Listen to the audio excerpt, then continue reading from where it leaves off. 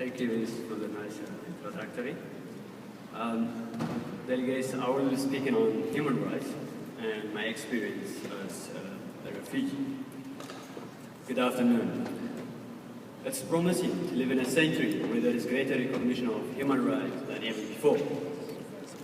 But it's very sad to simultaneously observe the lives of many people being more difficult than ever before. Many refugees experience physical and psychological torture, and many others even die in their effort trying to run away from the oppressive regime. Even worse, after escaping the oppressive regime, the harassment continues with the resentment of the locals in the host countries. I'm a victim of some of the things that I have just mentioned: escaping cruelty and an oppressive regime at the age of 17, searching for freedom. Like many other Eritreans, I had to walk for more than 20 hours, restless and fearful, crossing the border to the Sudan, and then eventually I made my way to South Africa. Prior to my arrival in the Sudan, I was being conscripted permanently into military service. Nevertheless, as my dream was to pursue my tertiary education and to become a productive citizen, which was not possible in Eritrea as the university was closed, I had no choice but to leave my country. At the start, I had nothing, but by working longer hours as a waiter, I was able to put myself through tertiary education, pay rent, keep buildings all together with no help from anyone else. In most nations, as a refugee, you will live in a fenced camps with little food, and in some cases, limited educational opportunities. Hence, refugees have been denied of opportunity within the host nations. They depend on donor organizations, which leads to dependability and lack of self-esteem. Today, we find even refugees in democratic nations not being well respected and recognized. We have seen this in a form of harassment, xenophobic attack, and deportation. Since refugees could not get assistance to further their studies and to look for a better life, it is that what forced us to start an organization known as Unity for Tertiary Refugee Students. Its aim to assist refugees in furthering their tertiary education by getting them bursaries, scholarships, internships, advocating for newcomers to help them get their identification papers, educate refugees on their rights within the host nations, provide counseling, and share experiences.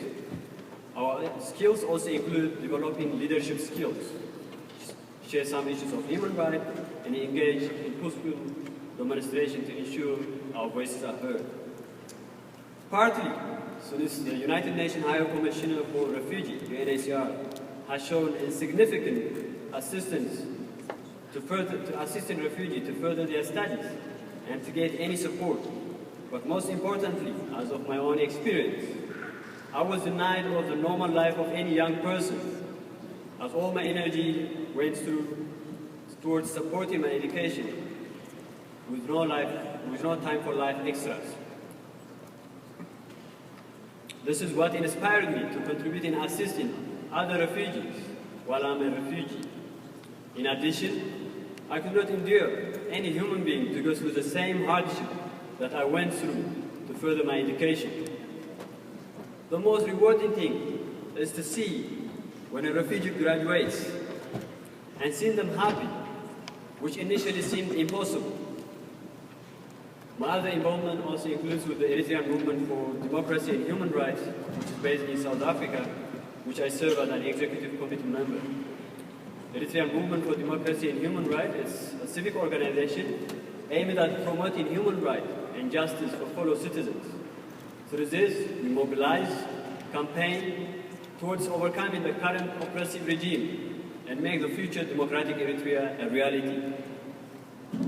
Every now and then, we hear of the G8, G20, the United Nations, the African Union summits being held, but the issue of human rights has been marginalized, despite the fact, according to the United Nations statistics of 2010, there are an estimated 6 million people living with no recognition from any state, who are described as stateless, and an estimated 44 million people worldwide were forcibly displaced by conflict in the last 2 decades.